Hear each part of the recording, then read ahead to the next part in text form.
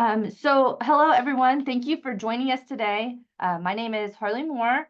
I work with the Native Agricultural Financial Services.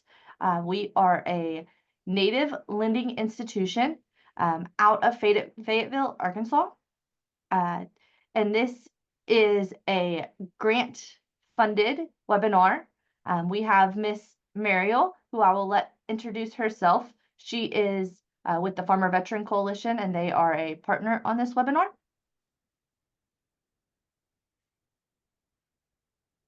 So thank you, Harley. Yes, I'm Mariel Kesnick. I'm with the Farmer Veteran Coalition. I am the state chapter manager. It was nice getting from Tuesday's webinar some questions regarding state chapters. So any veterans on the call that have questions, you can email me, and Harley will put my email in the chat. But happy to help you and your board members with anything, resources that you need for your states. Thank you, Rob, for these very insightful discussions on finances. We appreciate it. Oh, you're welcome. Okay, and today's presenter is Mr. Rob Holcomb. He was also the presenter on Tuesday, so if you were able to join us on Tuesday, we had a very good presentation. If you did not get to join us on Tuesday, there is a recording of the presentation, and I will drop that link in the chat as well. And I'm going to go ahead and let you get started, Rob. Okay. All right. Well, thank you, Harley, and appreciate everybody joining us today. Once again, my name is Rob Holcomb, and I'm with the University of Minnesota Extension. I'm an extension educator, and I primarily work in the area of ag business management. What I focus on is tax education. One of the role I have is I'm the tax school director for the university. We do several different tax courses for tax professionals across the state, attorneys, CPAs, accountants, and the like. I also do a lot of tax education for producers. In fact, we did a big webinar yesterday for our producers in Minnesota. So that's largely what I work with. I also dabble a little bit in the farm estate transfer realm, and also I get into farm program payments when we have those educational programs, particularly when we have a new farm bill come out. So what I'm tasked with today is talking about business entities, and we're going to have, I think we've got a real good discussion for that, and what we're going to do is I'll just lead off here. Here's my contact information, folks. I'll just lead off with this, and I think I've got a copy of this at the tail end. I have a 100% extension appointment, so outreach is part of my job. If you have a question that you aren't comfortable asking in the Q&A here today, feel free to shoot me an email. Now my availability over the holidays might be a little slim, but I'll certainly get back with you as soon as I can. The phone number that you see listed there, that actually rings here at my desk. But I would encourage you. I'm still doing a lot of teaching until that mid-January timeframe. So email is probably a more efficient way to hit that on that regard. So this as Harley mentioned, we this particular program is going to be supported by an extension risk management education grant. All right, and that ultimately gets funded through USDA. But we've got 4 different regions, and this program was actually funded in all the regions except the Northeast. So that's where we sit with that. But I need to acknowledge those folks with that regard. On the acknowledgments, the other acknowledgments that I want to come through with as well, and this also is gonna segue you into some additional resources. Rachel Armstrong is the founder of Farm Commons. Now that happens to be a nonprofit organization. There, Rachel is an attorney, and Farm Commons is headquartered out of Duluth, Minnesota, and they have a website containing a lot of legal information, especially heavy on business structures. Now, some portions of their website are free, and some portions are for a fee. And what I would encourage you is if you're into this, you might want to check that out. I've got their website listed as part of the resource material at the tail end. When we also developed all this curriculum, we also relied on, in Minnesota, we have a statewide farm business management program for farmers to enroll for help with their records and their taxes and their business management in general. And we utilized some of the folks that were talking, the folks that are instructors for that particular program. Now, for those of you that tuned in on Tuesday, this slide probably looks familiar, and I put this as a disclaimer for a lot of our programs that we have out there. Now, when it comes to business entities, folks, typically there's going to be stuff involved in forming a business entity that's going to be accountant or tax professional stuff, and there's going to be stuff that's attorney related stuff. You're going to need a lawyer to do that. Now, I've been an enrolled agent for over 20 years. That's a credential that I have through Internal Revenue. What that allows me to do is I'm allowed to represent clients before the IRS. I had to take a 2-day long test and pass it. When I got this credential, and I have continuing education requirements that I have to fulfill on an annual basis.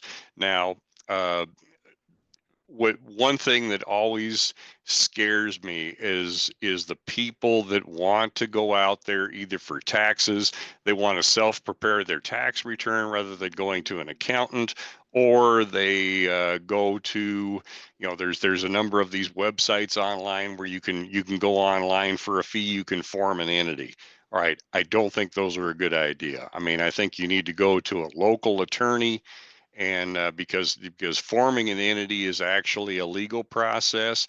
I can't do that as a tax professional.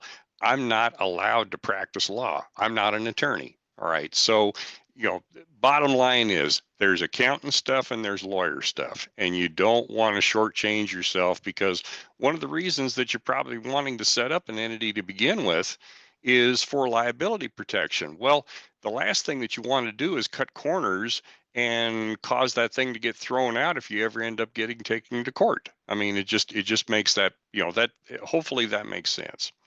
Okay, so in moving forward on this, in choosing a business structure, what we have there is, this is kind of my title slide here, and we'll move on into the program and everything here. And folks, I'll remind you here. I see I've already got a Q&A out here, but I'll deal with that kind of when we get to a breaking point here. So the just some background statistics, and actually Harley shared this stuff with me, but nearly 3/4 of American Indians and Alaska native operated farms specialized in livestock production, compared to less than half of the U.S. farms overall, which is not surprising. I do a fair amount of teaching for tribal entities and tribal producers, and it's no surprise that that community is really heavy on livestock. And when I do a tax webinar for that group, I always hit the livestock hard, because it's always a heavy livestock group in that regard. Now, some other statistics that we want to share also is American Indian, Alaska native operated farms accounted for 63 million acres of land. All right, 7.2% of the U.S. total. All right, so it's significant. 73% of those farms were less than 180 acres. All right, the average size of a American Indian, Alaska Native operated farm was 1,085 acres in 2022. All right. So we've got and based on that, folks, I would presume that a lot of those are going to be ranches, which tend to be a little bit larger. All right. So 55% of American Indian, Alaska Native operated farms were operated by farms who own all of their land they operate. 20% were owned 20% by farmers who were part owners, and 25% by farmers who rent all the operating land. All right, so that's a little bit of a background on that. Uh, Producers were more likely to be female um, than the overall population. All right, that's not surprising with my experience. When I first was introduced to working with native producers and tribal entities. I was originally, my first experience was working with the some producers through a nonprofit on the Navajo Nation, and basically the Navajo Nation is a matriarchal society, as many tribal entities are. So that's not surprising at all. Okay, they're also statistically slightly younger on average, 56 years old compared to 58 for the overall population for farmers. And they're more likely to have farmed 10 or fewer years. All right, so tends to be that younger group uh, as we go with that. So also, according to 2022 Ag Census, 95% of native family farms are owned and the other 5% are in LLCs. So what we see here is we don't have a lot of entities we're not looking at a lot of entities in the tribal Native American community. All right. So with that, we've got some factors to consider. Let me bop over here and look at this question real quick. Okay, we were having a earlier conversation about trusts in this regard. Crystal, what I'll ask you to do is maybe why don't you shoot me an email on that, because that's really not what we were going to be talking about here today. But why don't you shoot me an email on that, and I'll be happy to share with you the contents of that. The factors that we're going to consider here today are when we're considering those factors, whether we're going to form a business entity or not. And this is a laundry list, but this is the important stuff. All right, one of the first considerations is that liability. All right, now liability is and can be a huge thing in the farming operation. Now, there's more slides coming on this, but essentially with the liability piece, what we're trying to do by forming an entity is put some kind of a corporate veil between our personal assets and our business assets. So when we have liability protection in an entity that comes through an entity, what we're trying to do is we're trying to protect personal assets from business liabilities. All right. Case in point, I'll elaborate on a couple items here on this. Now I live in Southwest Minnesota. In fact, I'm sitting in my office in Marshall, Minnesota right now. When I travel, one of the locations that I travel to frequently over the course of the year is a town in town in Minnesota called St. Cloud. It's kind of in central Minnesota, and I'm in the southwestern part. The good part is there's a 4-lane highway between here and there. And so it's St. Cloud is easy to get to from Marshall because a lot of it's 4-lane highway, but it's also heavy farm country. All right, row crop. And when I travel that road in the springtime during planting season, unfortunately, the farmers, in order to get their equipment in the field, oftentimes they have to put this big, huge equipment out on a 4-lane highway where people are driving 70 mile an hour or faster. And that, in my mind, is probably one of the most dangerous things those producers do all year long, because I don't want to criticize drivers, but not everybody pays attention to what they're doing. All right, and they're playing with their radio or something like that, and they end up hitting a tractor going down the road, 20 mile an hour. And is there going to be liability concerns if that happens? You better believe it. Another example I use in the in my programs oftentimes is, let's say for instance that you're a farm operator and you have an employee. All right, case in point, I live in a heavy grain producing area. Well, let's say one of the clients has an employee that was hauling grain to the elevator in town. All right, to sell. Let's say they were selling a truck of corn, and the employee was driving that corn into town completely by accident.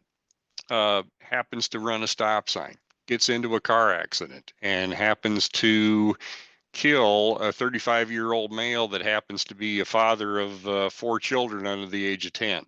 All right. Question is, does the farmer have enough liability insurance to take care of all the legal fees and liability issues that are going to result from that incident? In a lot of cases, the answer is no.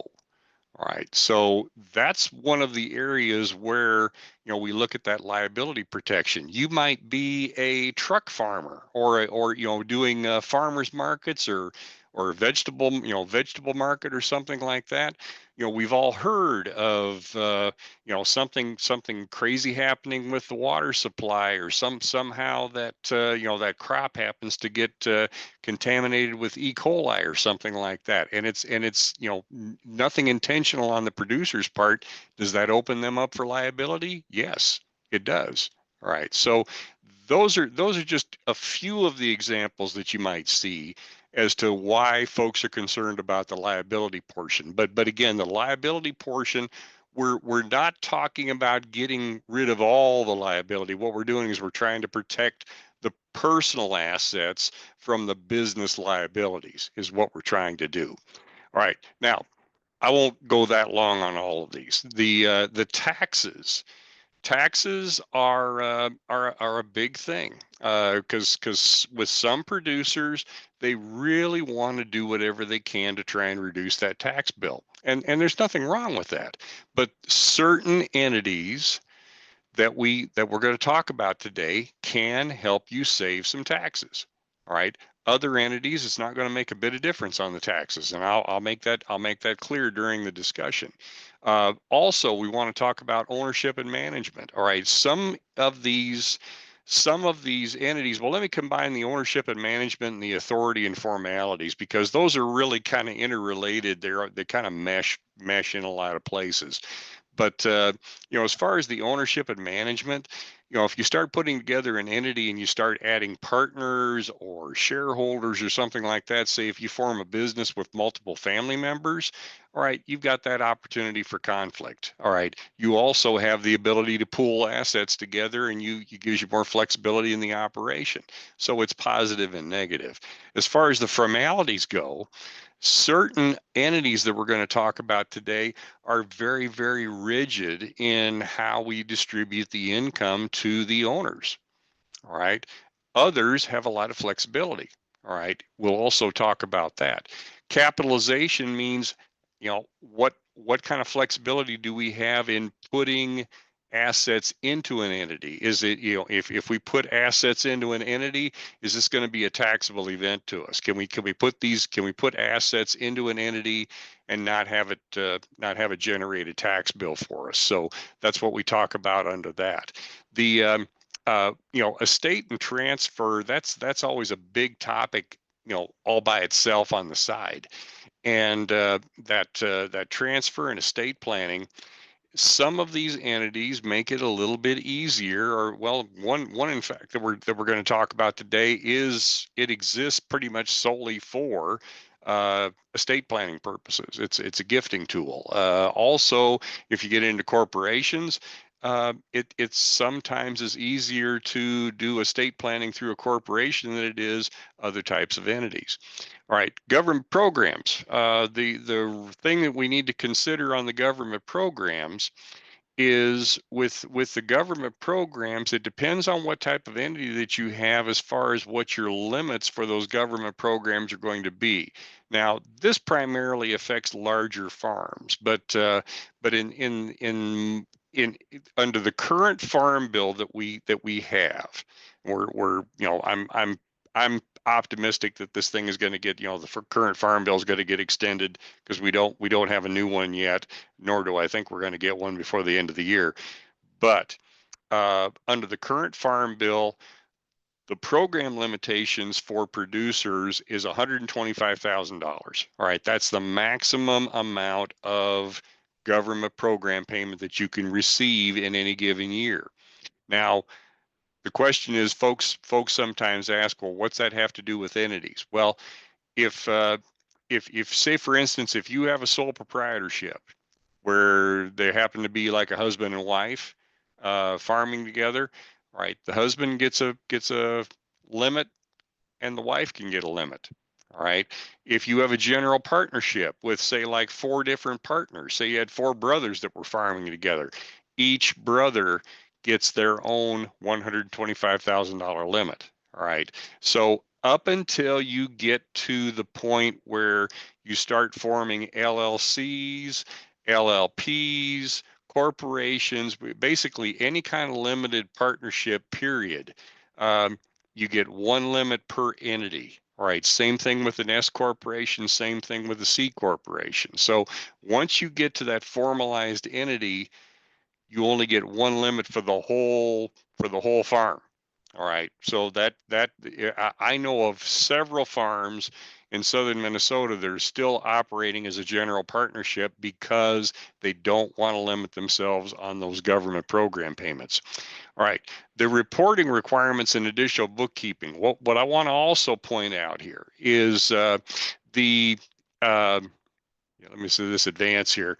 The the addition the additional bookkeeping and record keeping. What I want to share with you here is when you get into an entity beyond a sole proprietorship, oftentimes the record keeping is increased. All right, the record keeping requirements are increased. Now, what I want everyone to understand is that once you hit the thresholds that we see on the chart here, this requires us to file a balance sheet with the tax return. Now what the entities that we're talking about here, the Form 1065 is for a general partnership. A 1065 is a partnership return. The 1120 is for a C corporation. The 1120S is for an S corporation. All right. So also point out that most LLCs, LLPs, any type of a limited partnership is typically going to file on a 1065, and it also falls under these rules. All right. So if once the farm hits $250,000 worth of receipts, they are required to do a balance sheet. And if they have assets over the thresholds that you see there, for a partnership, it's for a 1065, it's $1 million, but for the 1120 and the 1120S, it's only 250,000. All right, what that means is that if I'm doing one of those returns, I have to do a balance sheet as part of that tax return. I have to account for every penny that went through the bank account during that course of that year. I've got to start at the top with a beginning balance. I've got to have a beginning bank balance. I've got to have an ending bank balance, and I've got to account for every penny that went through the farming operation books over the course of the year. All right. It's a lot more complicated. I mean, it requires a higher level of record keeping if you've got one of these entities. All right. And folks, in a farming operation, $250,000 worth of receipts, if it's a full-time family farming operation, that's really not a lot of receipts. All right, that's not the net, that's the gross receipts is what it is. So let's move on here. So coming back on this, we want to talk about this liability piece a little bit. Just kind of recap what we've already talked about. On the liability side, again, what we're looking for in that liability piece is we're looking at in the liability protection, we're looking at protecting personal assets from business liabilities. All right. Now we went through, a couple of the examples and everything. The liability could be financial. It could be due to an injury. All right. If you have a farm worker that gets injured on the job, I am a strong proponent of carrying workers' comp insurance as part of the farming operation. Now there's a lot of states where the bar is pretty low for getting out of workers' comp insurance, but I've also seen a lot of farming operations during my career where a worker got hurt. Seen situations where a hired man fell off a grain bin, or gets injured some way, shape, or form, and boy, they were sure glad that they had that workers' comp insurance, because that took care of that worker financially. Now, what I want to make very, very clear is, if you form an entity that offers you some liability protection, that is not a replacement for insurance. All right. It is not a replacement for insurance. All right. That is simply not the case.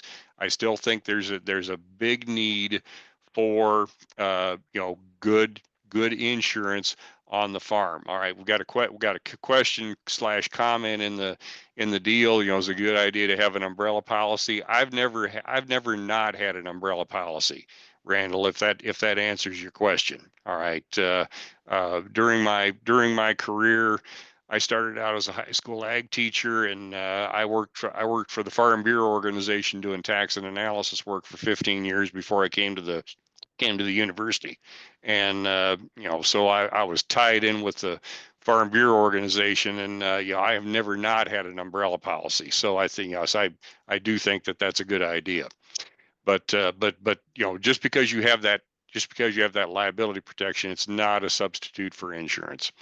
Now, we'll get into this a little deeper, moving into the discussion here a little bit later. But tax wise, what we need to start off with is there's two different ways that entities can tax themselves. That entities are taxed. Let me say this again. There's two different ways that entities can get taxed.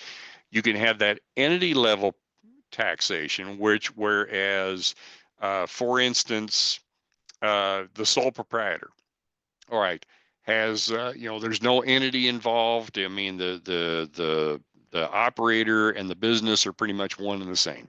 All right, all the business stuff gets filed on that individual's 1040, and when that tax return gets filed, that that when that tax return gets filed, then the tax gets paid. All right, so that's getting paid at the entity level. That's also the way it happens with a C corporation. A C corporation files its own tax return, pays its own tax. All right, same as what a sole proprietor would do. All right, then you've got the pass-through taxation. All right, and we got charts coming up that'll explain this visually a little bit better. But a classic example of this might be like with a partnership, or most of the limited partnership entities that are out there, the LLCs, the LLPs, the LPs, also the S corporation. All right, they're pass-through entities. The entity itself doesn't pay tax.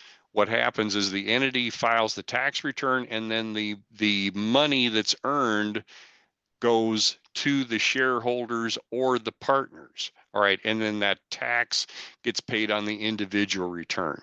All right. The other thing to also bear in mind on the tax law changes, with tax law changes, Congress can change tax laws whenever they decide to.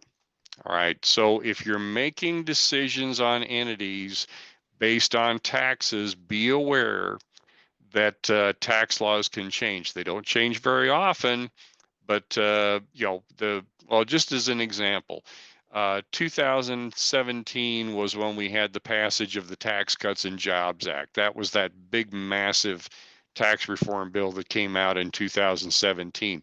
The one of that magnitude, the time before that was passed, was back in the 1980s, well over 30 years ago. All right.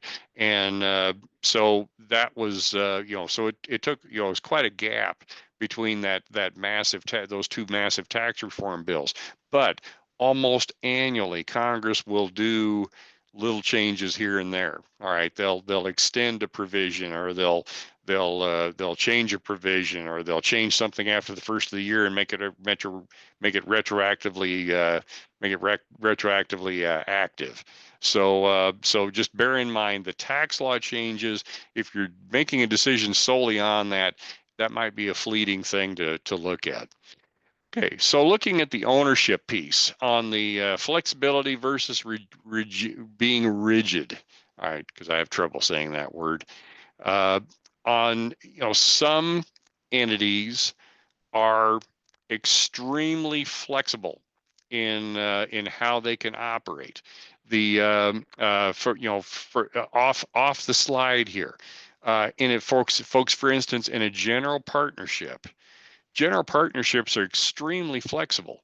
Uh, if you have multiple partners in this general partnership, the partners can pretty much decide if they want to distribute money with special allocations. If they want to give preferential treatment on distribution of depreciation expense, for instance. They're able to do that in a general partnership. But for instance, when you go to an S corporation, it's extremely rigid. Profits have to be distributed based on the percent ownership of the shares, right? And there's no deviation from that at all.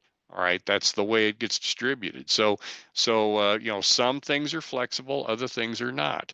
The also some of these entities that we're going to talk about here shortly, you've got limited and general partners. Right now, limited partners are generally going to be uh, investors only. They typically don't have any kind of management responsibility, but they also have limited liability in the operation. Whereas general partners, they're typically the folks that are making the decisions, running the business. They also typically, general partners don't have any kind of liability protection in these entities. Right. So that's it. Plus, we can also have voting and non-voting stock in our corporations. Now, particularly in a C corporation is where we're looking at for that. Okay.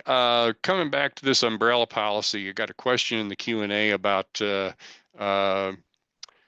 okay, asking if the umbrella policy with personal insurance, home and auto, or with your business insurance, or does umbrella cover both? It depends on your carrier, Crystal.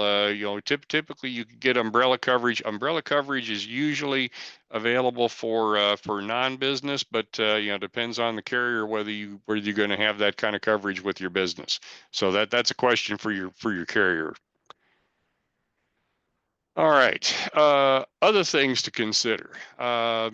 When we talk about this individual authority, ownership authority, and business formalities, and we've already kind of talked about the business formalities a little bit, but one thing to talk about here is if you have an entity where you have, particularly if you've got multiple people involved in the business, ultimately you almost have to always decide who's going to be in charge of certain things. Now, what I've seen happen in some farming operations, especially if it was a group of farming, family members, say like you had four brothers that were farming together, typically what I've seen done is if the farm had a cropping operation and a livestock operation, if what they do is they would segment the operation, and one partner would be in charge of certain parts of the operation. Like one person might be in charge of the cropping operation, another person might be in charge of the livestock operation. So that's a good way to delegate that authority. The other thing is whenever we file a tax return, when I do a partnership return, I have to name a tax matters partner on the tax return. All right, that's the point person that gets questions if IRS decides to look at anything and ask questions on that. Plus, we've already talked about a lot of the business formalities on that. Certain entities when your sole proprietor doesn't really have anything to file with the state or government other beyond just doing a tax return. But when for instance, if you form an LLC, typically you're going to have annual paperwork that you're going to have to file with the Secretary of State. Same thing with an S corporation or a C corporation. But when you jump into the corporations, then you're required to have an annual board meeting and you're required to keep minutes for all your board meetings. But once you get to the corporation, there's a lot more fiery hoops that you have to jump through in order to make that work. Now, the capitalization side of things. Now, in most cases, you can contribute assets to a new entity and have it be a tax-free exchange. All right. So, for instance, if I formed an LLC that was going to operate as a partnership, all right, and I decided to contribute assets into that LLC, that's a tax-free exchange. The one thing that we need to watch for, and I'll make this as clear as I possibly can. The one thing that you have to be careful of when you contribute assets to a formal entity, and this would be general partnership all the way up to a C or an S corporation. If you contribute an asset and you also contribute liabilities, right? Say, for instance, that I contributed a tractor that I had bought personally and I had already written the whole thing off, but I also got a loan against the tractor for say $50,000. And what I'm doing is I'm contributing the tractor to the partnership. I'm also going to contribute the loan to the partnership. All right. If the loan contributed exceeds the basis of the asset, that's a taxable event, because essentially what's happening is I'm getting relieved of debt.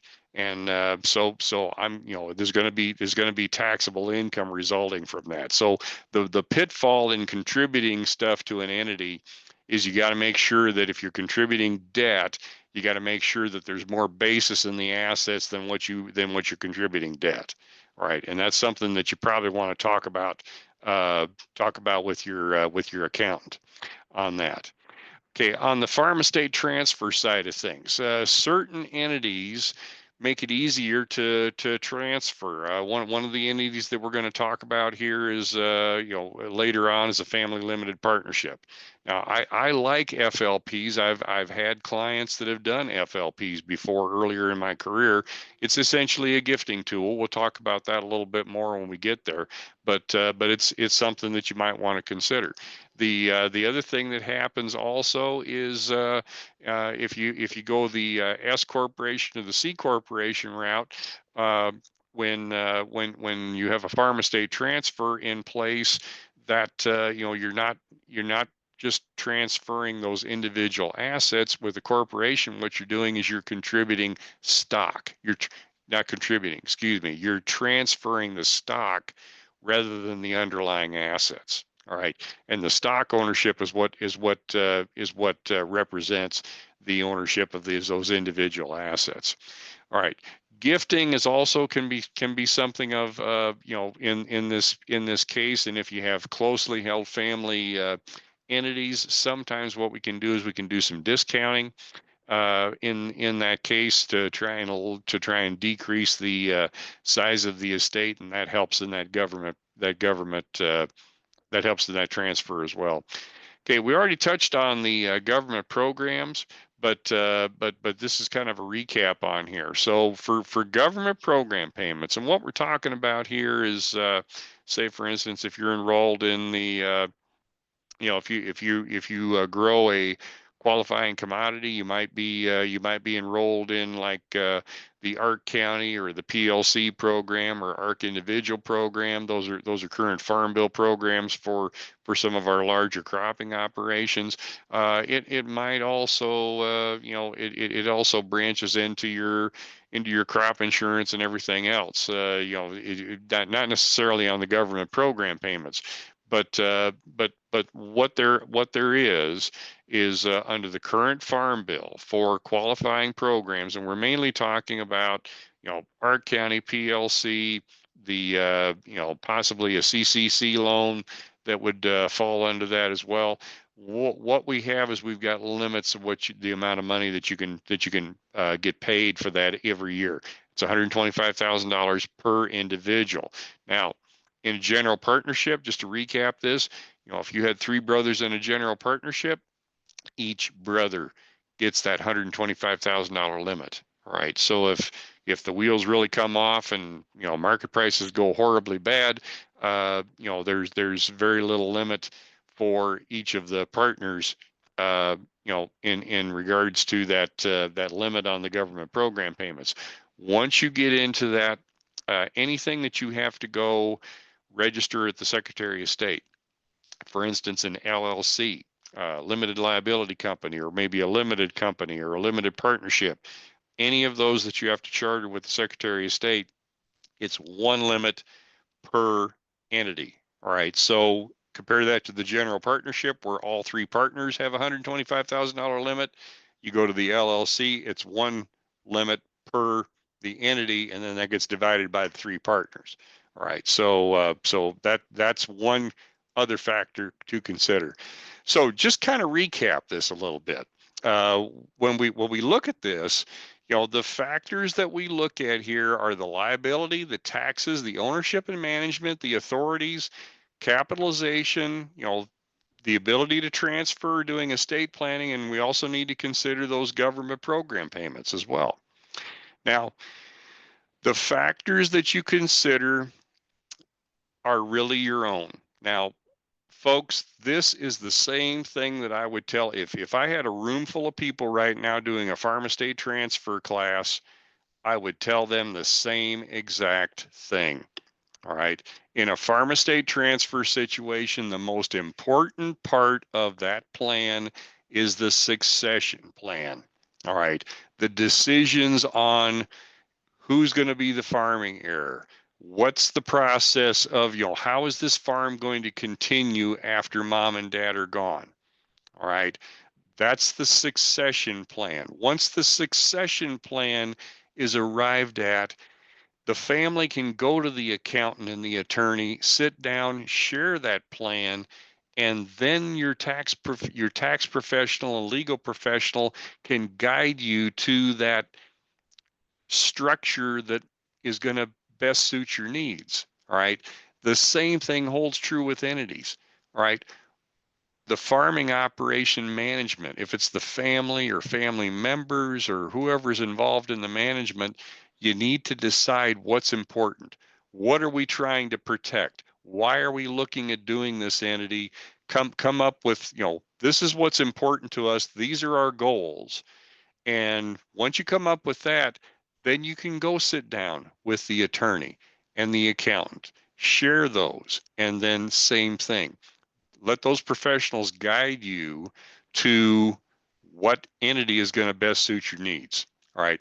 I don't think I can give you any better advice than that on this whole webinar. All right. But what we're going to do now is we're going to go through the basics of all these entities.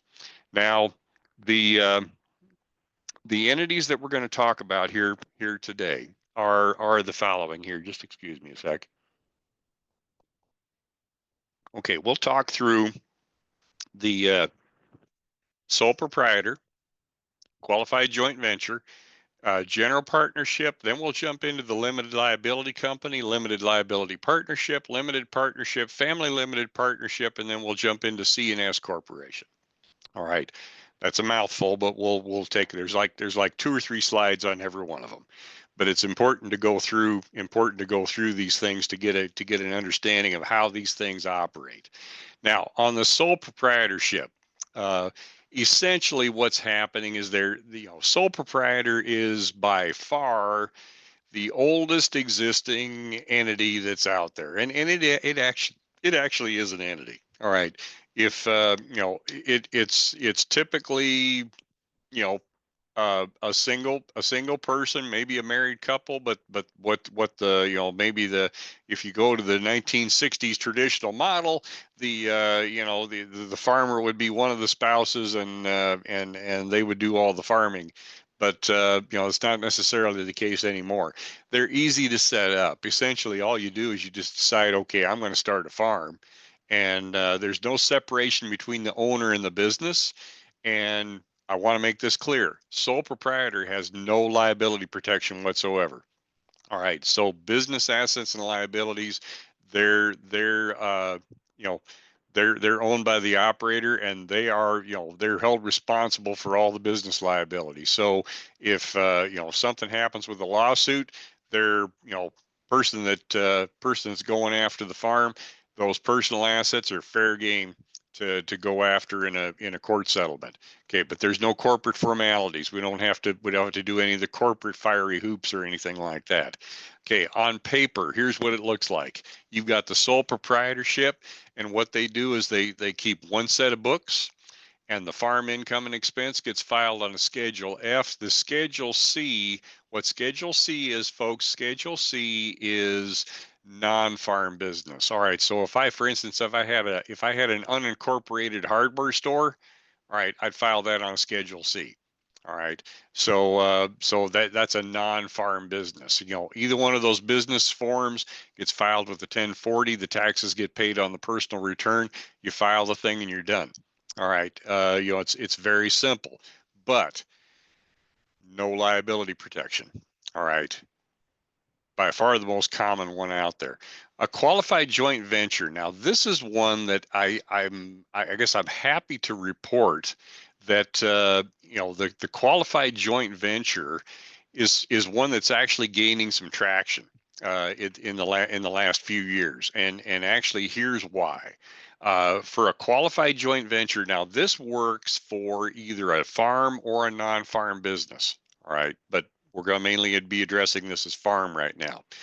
The You have to have a married couple.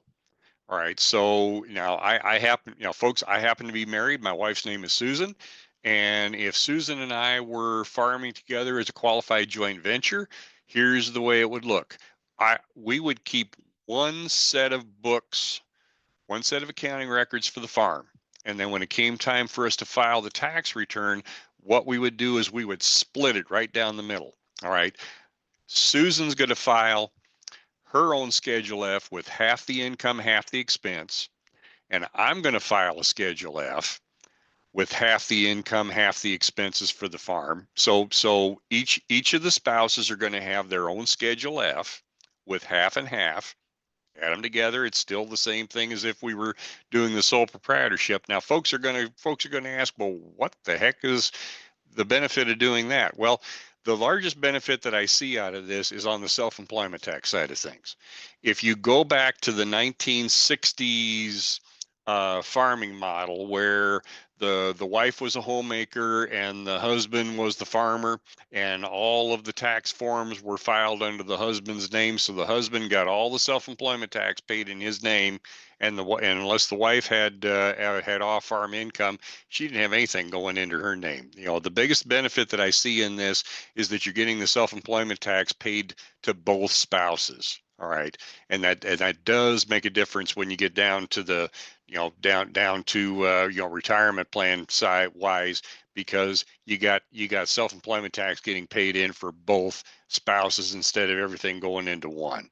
All right, now that's my take on it, and that's probably the reason why I like this one as much as what I do.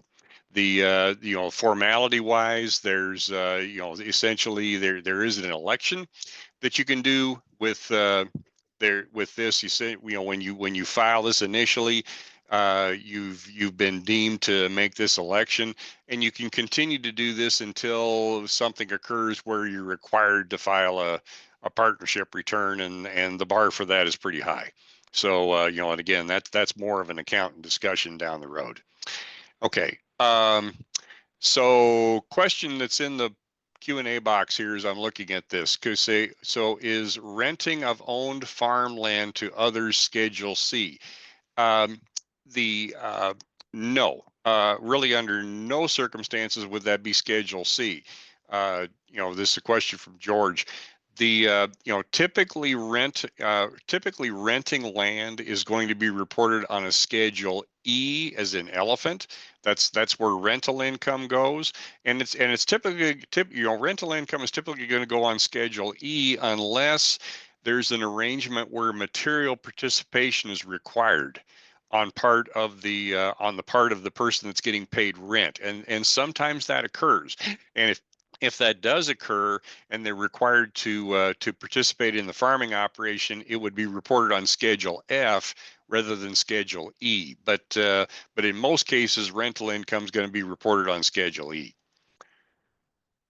Okay, next. Okay, let's skip to the general partnership here.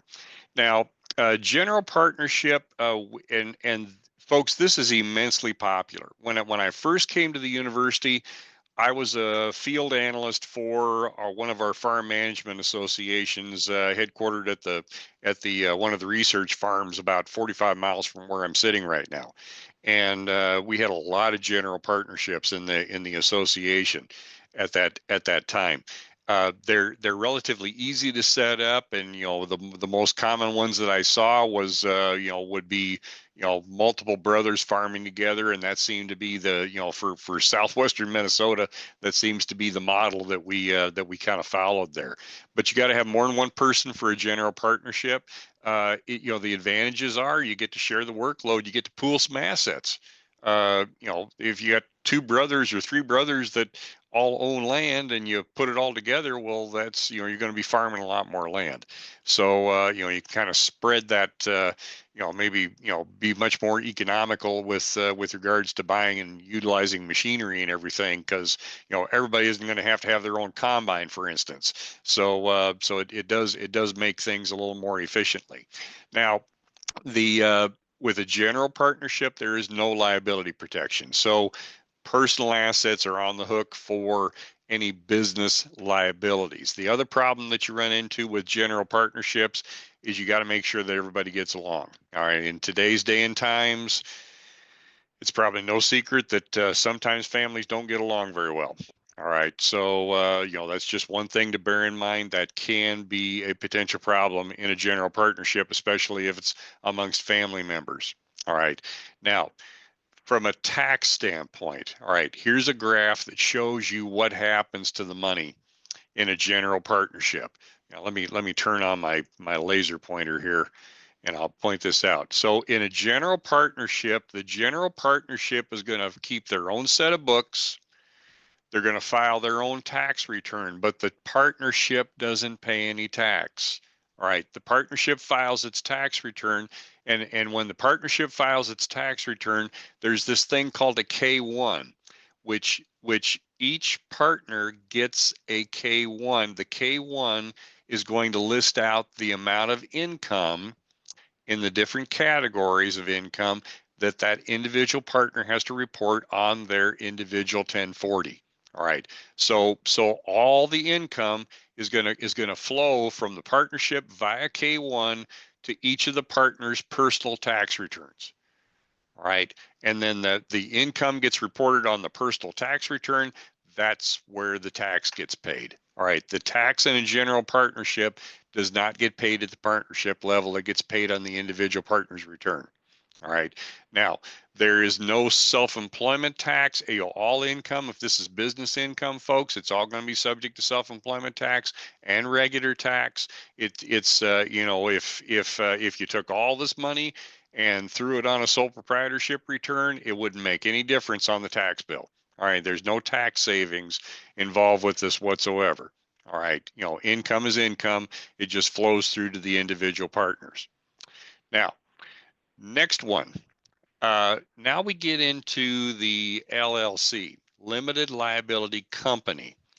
Now, folks, in my personal humble opinion, I think that between the LLC and the S corporation, I think those are the two hottest entities that are out there right now. I mean, if you want to look at the number of entities that are getting created right now, LLCs, there's a ton of them, ton of people that are forming LLCs. There's also a ton of people that are forming S corporations. I think those are probably the two hottest entities that are on the market right now. The main reason why I think people gravitate towards the LLC is it's simple. All right, it is very simple. It operates In most cases, it's going to operate just like a partnership. It's going to operate just like a general partnership. You do have to go to your Secretary of State in order to charter it. All right, so it does there's annual paperwork that you got to file with your individual Secretary of State. That's going to vary by the state that you're in, but there's typically going to be a form and a fee for maintaining that LLC every year. But it's not near the paperwork that goes into doing a corporation. All right, and that's one of the appealing things about it is this compared to a corporation is simple. All right, and that's one of the appealing things about it.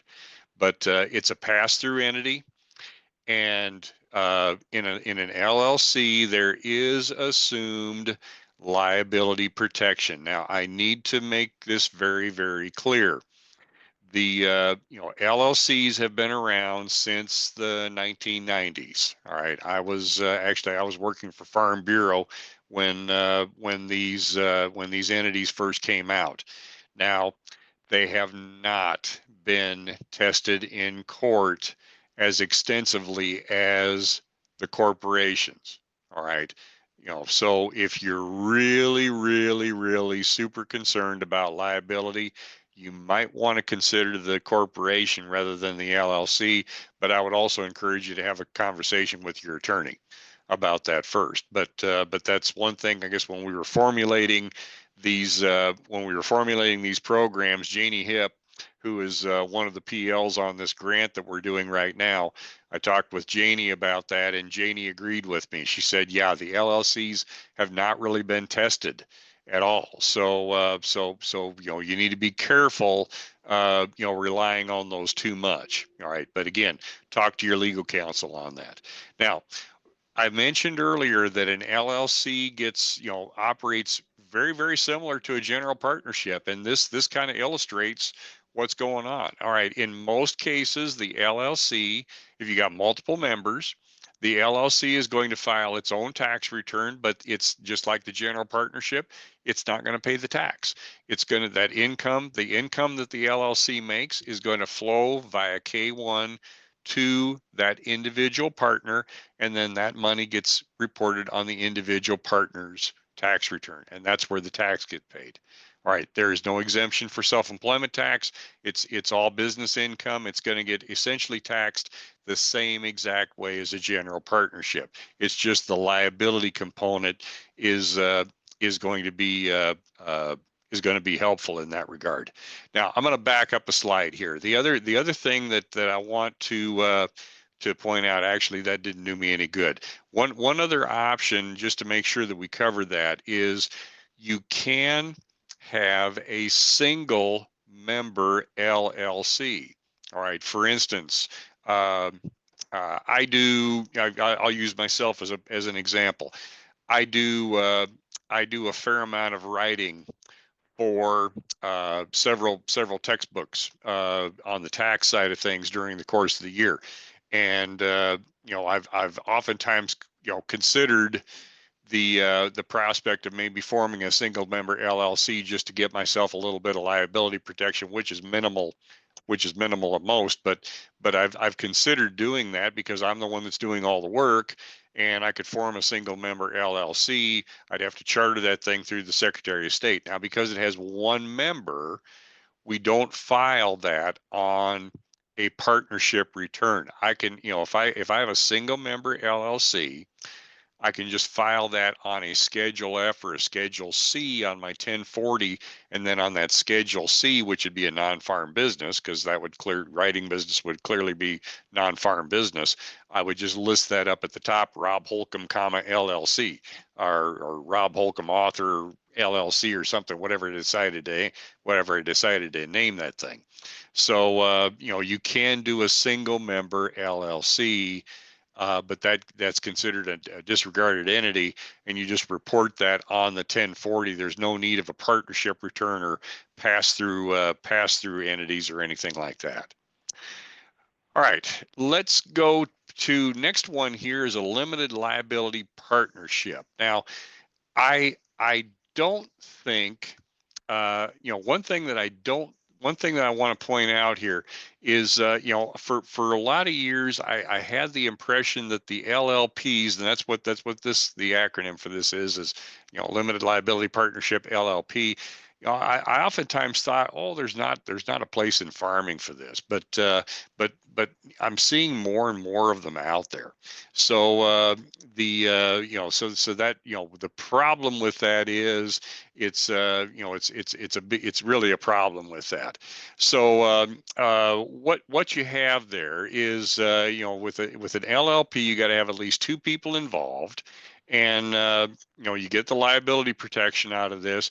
But the real benefit of the LLP is that if you've got multiple partners, the if you've got multiple partners, what you can do is you can protect yourself against your other partner's mess ups. All right, let me illustrate with an example. Let's say, for instance, that I were I'll put on a different hat. Let's say that I was an attorney. Fictitiously, I'm an attorney, and I'm in partnership with another attorney, and we form an LLP. All right. So there's two of us that have a law office, and we have it organized under an LLP.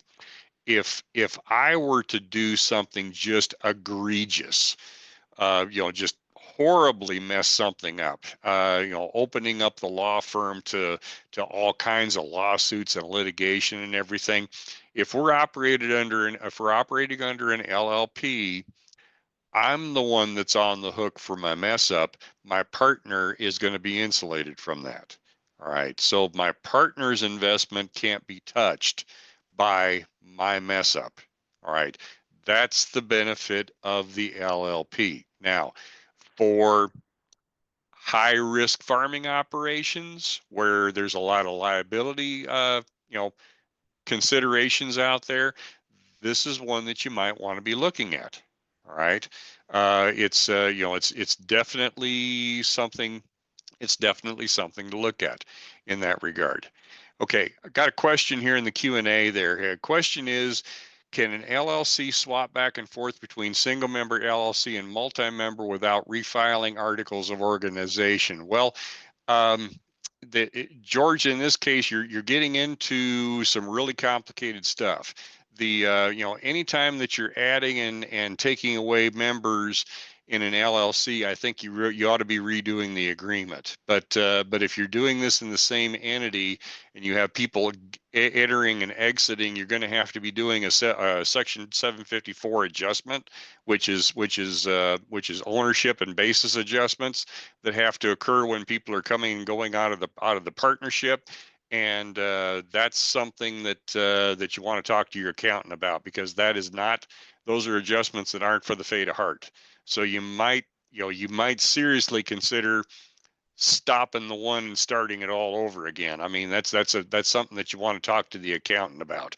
But that's something that we have to do if we have a partner that dies in a general partnership. We have to do those adjustments, and those are extremely complicated. There's another question here. As a married couple wanting to start a farm business, is there benefit to qualified joint venture over LLC? The question is, if you've already got, and they stated that they already have an LLC going.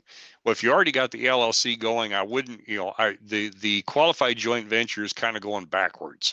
I'd probably stick with the LLC if you've already got that, because you're already a higher level of record keeping and everything, unless the LLC just is not working for you. But again, I'd probably refer you to your accountant and attorney on that one.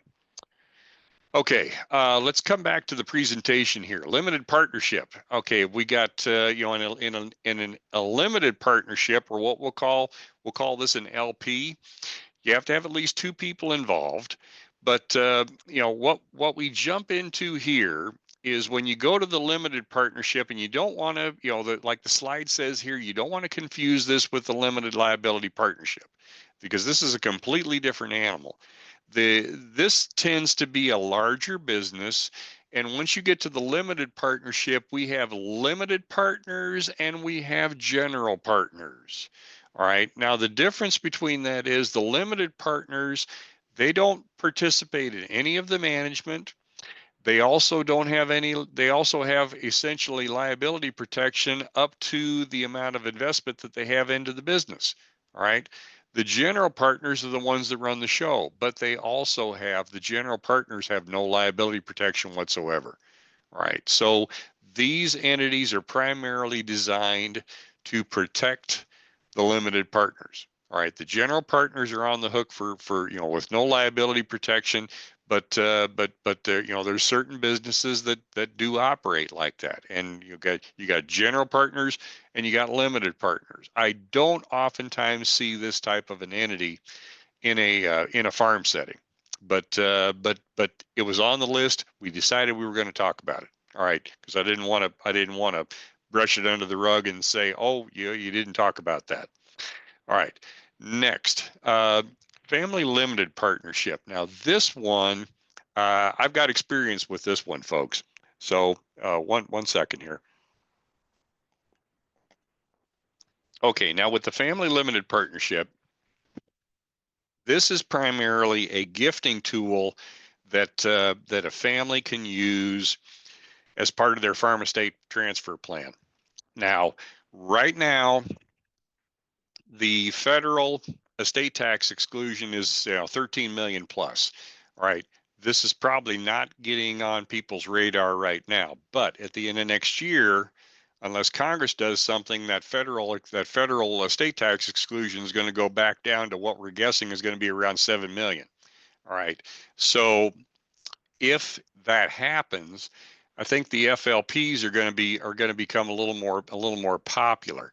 Now, here's what happens with the family limited partnership. I had a client that did one of these 20 plus years ago. What this family had is this family owned their farm ground was kind of on the edge of an urban sprawl area of a metropolitan area about in excess of 100,000 people. All right, so the value of the farmland was based on developers coming out there wanting to buy it for hotels and all that sort of stuff, rather than trying to buy it for the actual farming value of it. All right, so that was one thing where this worked really well. But what happened? Mom and dad were both still alive, and there were three siblings. One of the siblings happened to be farming the ground. All right, so mom and dad created this family limited partnership. They put all the land in the family limited partnership, and originally mom and dad owned the whole thing.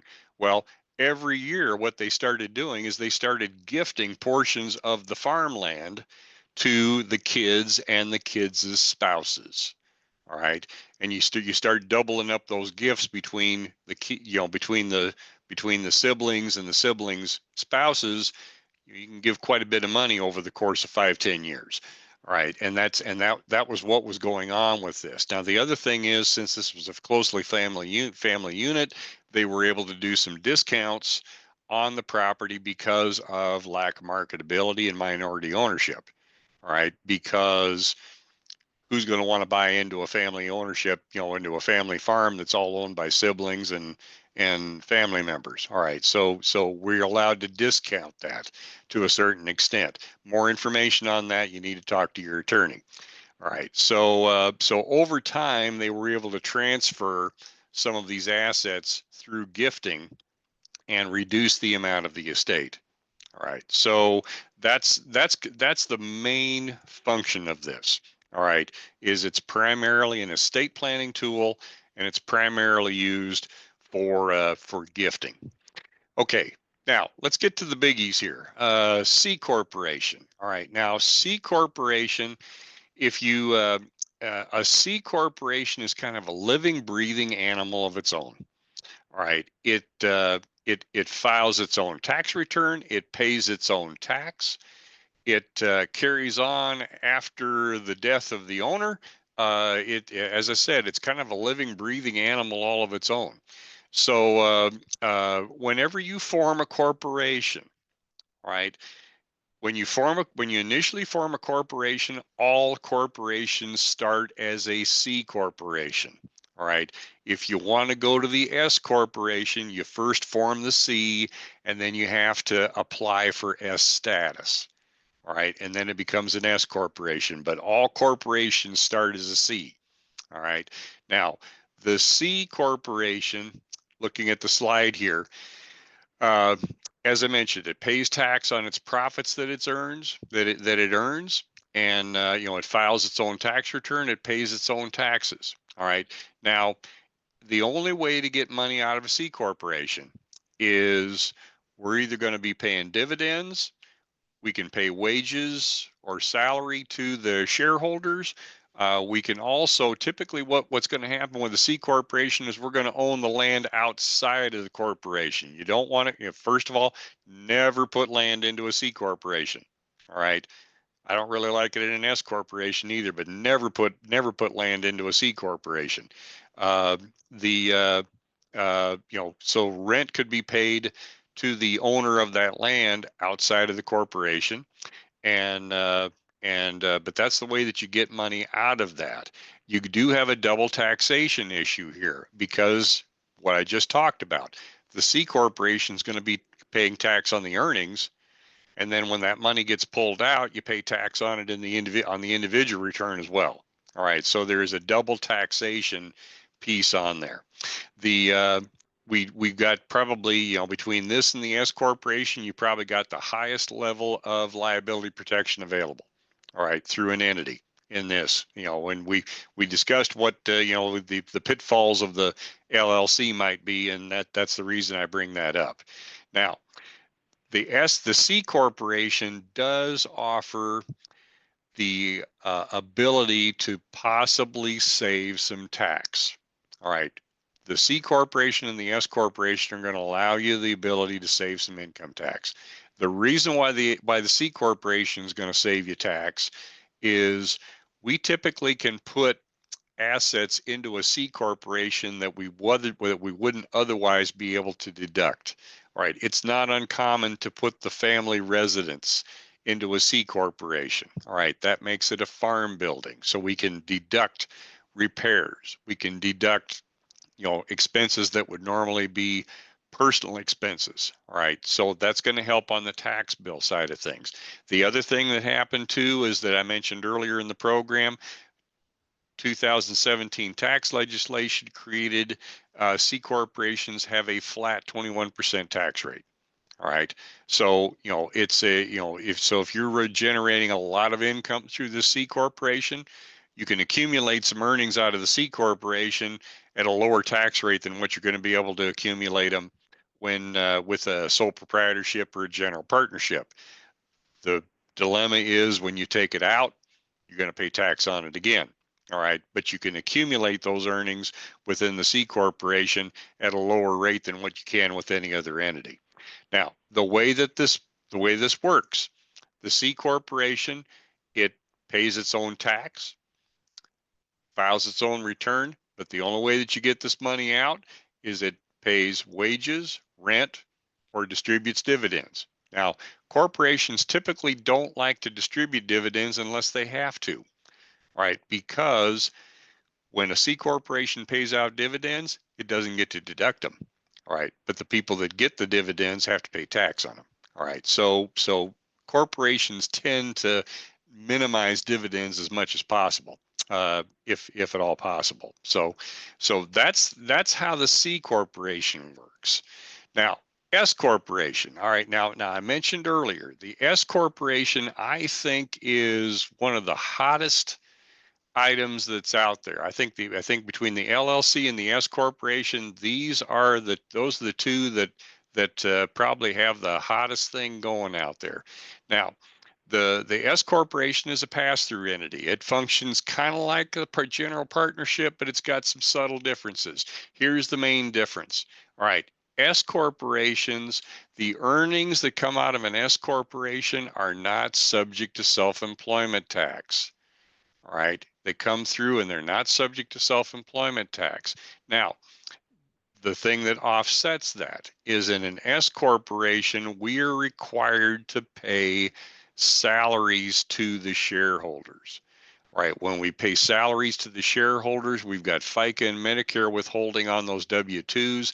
That's where the self-employment tax gets paid in an S corporation. So we can't totally skirt the self-employment tax, but we can generally get by with less in an S corporation situation, because we don't have to pay, just because if the corporation earned a certain level of profit, we don't have to pay that a level of profit out in the way of wages, all right, or salary. We can have that be a lesser amount. It just has to be a fair market rate value, and there's tools out there to help us determine what that is. So the flow chart on this looks very similar to what we have with the general partnership. The S corporation is going to keep its own books, file its own return, and but it doesn't pay its tax. It doesn't pay any tax. You got K1s going to the shareholders, and that income gets reported on the that report gets reported on the individual shareholders return, but you're also going to have W-2s coming to those shareholders with salaries. All right. So that's the difference with that. And here's this compensation job aid. This is something it's got a little bit of age to it, but it's still a pretty good piece on trying to determine what works best for uh, for salary amounts. Now, I mentioned this earlier, and let me reiterate this. All right. Never is it a good idea to put land into a C corporation. All right. The reason for that is we have a thing called built-in gains tax with corporate entities. All right. If if you put land in there and then you later end up having to bust that thing up and take that land back out, it is going to be excruciatingly expensive because of the double taxation. You're going to pay built-in gains tax to the tune of 21% at the corporate level, and then when you pull it out, you're going to pay tax on it again when you end up pulling the thing out. I mean, it's easy. It's easy to get that tax rate, up in the 50-60% level. All right, if you have any kind of size to the farming operation. It's not uncommon in many states to maybe throw the land into an LLC and have a separate LLC for the land. Now you need to check with your local state rules, because, for instance, in Minnesota, we have a corporate farming law where LLCs and corporations are not allowed to own farmland unless it's a family operation. But even then, they limit it to 1,500 acres. All right. So, in Minnesota, we have severe limitations on being able to put land into any kind of a corporate or into any kind of a corporate or limited liability entity of any type. So the you may have multiple types of ownership on that land. And and again, what I strongly suggest that you do is, this is something where you need to look at those local rules. All right, you need to talk to you need to talk to your attorney, and your attorney's going to be up on this. But this is part of that checklist, that you come up with that plan, go talk to the attorney, and then they're gonna guide you as to, in your particular state, what's going to work the best. All right. Folks, I got an activity here that I want to, because I'm looking at the clock here, and we got probably just enough time to get through this activity before we wrap up here for the day. I'm going to introduce a case study, and I've got a couple of scenarios that I'd like everybody to look at, and we'll have questions. Actually, the answers to this will let folks put that into the Q&A on that. But what we've got here is, we've got a situation that where we've got a case farm. In this case, we've got a brother and sister. They both have separate farms, but they also farm together a little bit. All right, but there's no formal arrangement on that. Now, income on this is a couple of years old, so income was probably a little higher than what it would be right now on this. But what we have is each family has their own operation. The brother farms 1,100 acres and has a substantial amount of farm income. The sister has 1,000 acres with also a substantial amount of farm income. They also have a son that, or rather, the sister has a son that has a small hog operation, and he's got a hog barn. He's got a modest amount of income, but he's wanting to get more involved in the farming operation. All right. So in that regards, what I'm going to do is I want everybody to think about this for a little bit, and I'd open it up and like everybody to put their answers in the Q&A, and we'll discuss this a little bit. But in this particular case, what I'm going to do is I'm laying out your goals. All right. I'm laying out the goals for this family farm operation. All right. So the family farms operation, their number one goals is these folks hate paying taxes. All right. They hate paying taxes. They really are concerned about liability. They don't mind dealing with a little extra record keeping, and they might be interested in something that'll help them transfer the farm to the next generation. So what I'd like you to do is think about what we talked about here, and I'd like you to let me know in the Q&A what you think is going to be a good option for them, or the chat. Either one's going to work there. So I'm going to be quiet here for about a minute and a half and let you folks kind of ponder that a little bit, and then I'll come back in and we'll talk about that.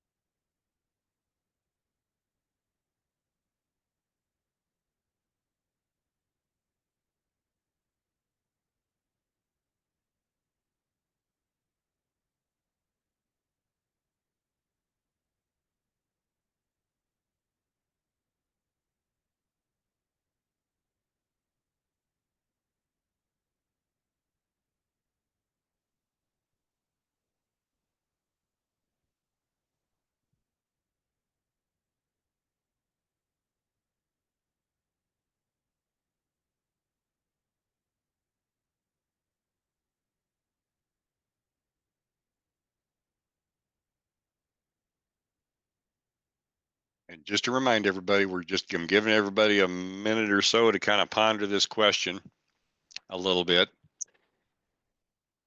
And I think we got a handful of answers here. Let's go ahead and bring this back in. Okay, I've got several folks, okay, that popped in with family limited partnership. We got an S corp, and it seems like the family limited partnership is kind of that one that folks are looking at. Now let's kind of talk about this a little bit. Now on the tax saving side of things, of all the entities that we've talked about here today, the only ones that are going to potentially save you tax is the C corp and the S corp. All right, and here's the reason why.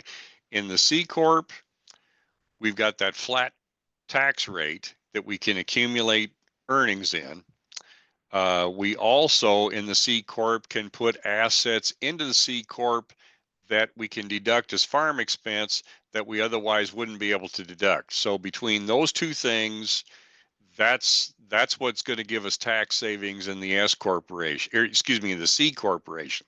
Now for the S corporation, the big thing that saves us tax there is the earnings come through and aren't subject to self-employment tax. Yes, we do have to pay FICA and Medicare on those salaries that are paid out, but the this might illustrate it a little bit better. Let's say, for instance, that the S corporation had $200,000 worth of earnings, all right, that's out there, but we may have only paid $100,000 worth of salary. All right, so we had $200,000 worth of earnings. We may have only paid $100,000 out in salary. There was only 100,000 of it that we had to pay FICA and Medicare on. The rest of it, we didn't pay any self-employment tax on there. So that's how the tax savings comes through on an S corporation. Otherwise, any of the other entities that we've got, even the family limited partnership, it's a gifting tool and everything, but it's still, the earnings still get taxed the same, because however the earnings are, when we file the family limited partnership return, we've got K1s that are going to all the shareholders. That income is still going to be taxed as income. I mean, there's no real tax savings that's going to be involved with that. So that, and looking at that personal liability, either one of the corporations are going to be getting us that personal liability. And bear in mind the extra record keeping with the corporations. There's more to this. There's more record keeping, there's more fiery hoops that you have to jump through if you have that corporation. And on the ease of transfer, I mentioned earlier, we can transfer shares as part of the farm estate transfer plan rather than worrying about the underlying assets. All right. So the two that I'm leaning towards on this discussion, one is the C corporation and the S corporation. All right. But wonderful discussion here. Let's go to this next one. I got one more of these that I want to hit. This one's probably going to be a little easier. All right. Discussion number 2. All right. The family goals. Number 1, they are super concerned about liability protection. All right. They want to pool assets. They want to do something simple. All right. They're not the best record keeping in the world. They're not the best record keepers in the world. All right. They're wanting something simple. So what I'll ask everybody is, what do you think might be a good option for these folks? All right. If they're looking for something simple, pool assets, but liability protection's right up there kind of at the top. What do you think might work for them? And again, we'll have a moment of awkward silence, and then we'll jump back in on that. Okay, we got a few coming in here. Don't be bashful. Nobody's going to be able to see what your answers were on the recording, folks.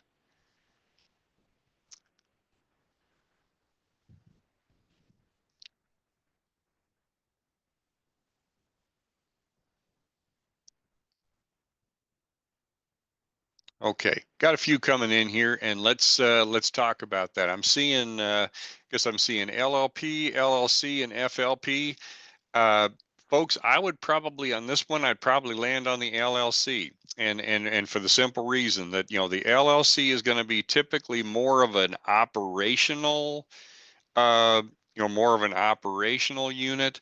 And we're going to get the liability protection, but the main thing that I think gravitates folks towards the LLCs is that they're simple. All right, you operate it just like a general partnership, and we get the implied liability protection with the LLC, and there's not all the corporate paperwork that we have to file that we do with the S corporation and the C corporation.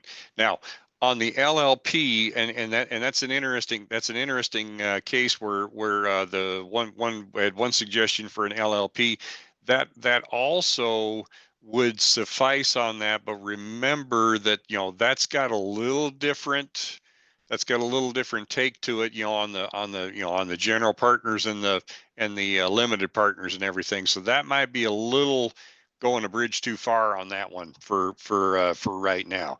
And the family limited partnership, that's more of a gifting tool. Remember that it's still a pass through, but normally an operational unit that's not interested in doing gifting probably isn't going to dive into the family limited partnership. All right, good discussion, folks. This I've got to hand it to you. You're doing a nice job with that.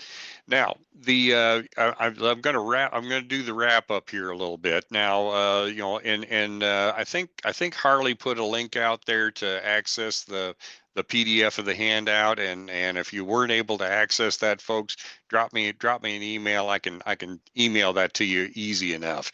But remember, we talked about the C corporations and S corporations. We started off talking about the sole proprietorship, but remember, liability protection wise, the sole proprietorship gives us zero liability protection, or the general partnership. All right, the very common entities, but either one of these give you zero liability protection. The only ones out here that really offer you any kind of tax savings, again, is going to be that C corporation and S corporation. But these are both going to have by far the most paperwork that you have to jump through every year in order to keep the operation going. All right. So, really critical stuff. Now, we've been taking questions as we went through here. Again, folks, here's my contact information, and a couple people that asked questions during the webinar today. They were probably a little more than what I was able to get into in the Q&A. So, for those folks, drop me an email, and I'll be happy to respond to you. I may not get to you today, but I am going to be at the office all day tomorrow, so I can probably get to that tomorrow. I do, before we wrap up here, I do have some resources that I want to point out. I've got an extensive bibliography with this program. A couple things that I want to point out is if you're an Amazon junkie like me, I just like ordering books from Amazon. If you're looking for something along the business entity side of things, there's a line of books called NOLO, and I'm trying to highlight it here. It's NOLO. I'm sure that company, the acronym stands for something, but I've probably got a half a dozen of their books on my shelf here. And if you look at Amazon, the thing I like about the NOLO books is they're written by lawyers and accountants, and it also does a really good job of explaining complicated topics in layman's terms. All right, so as an additional resource, I'd steer you towards that. Now, the other thing that I want to steer you towards is this Minnesota Extension Farm Legal Series. There's a link in here. We have a series of legal fact sheets, and many of those are gearing towards recapping different types of business entities and stuff that we've talked about today. Those are posted on our website. They're free, and I tried to steer you towards that.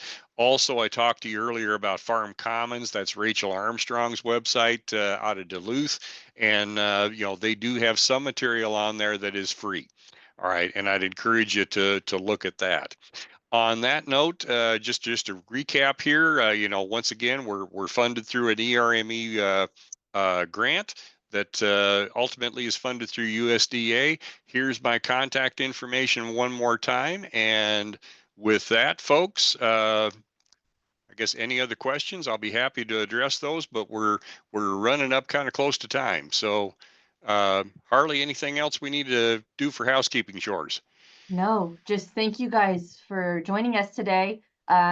Be watching for an email from me tomorrow. If you did not receive an email from me yesterday and you attended the tax webinar, please send me an email. My email is in the chat at the top. And I will gladly try to figure out why you did not receive that email. It has some good information in it. It has a copy of the slides. It has a link to the recording. It has the post survey link. So, and then it also has some information about our next webinar that'll be in January. So that will be coming out tomorrow. I'll get that recording all posted onto our YouTube channel and get it sent out. If there's no other questions, I do want to say thank you so much, Rob, for doing both of these webinars. It's been a wonderful and very informal and educational. I learned a lot. I'm going to send my email here in the chat once again. But that's all I have. I don't know if you have anything else. That's it. One person was asking for my email one more time. I'll flip that up there. There you go. All right. Well, folks, yeah, I think that pretty much wraps it up. And once again, I thank everybody for attending today. Harley, thank you for organizing this, and feel free to reach out if you have any questions. Yes, thank you. Have a Merry Christmas and a Happy Holidays. Likewise, thank you.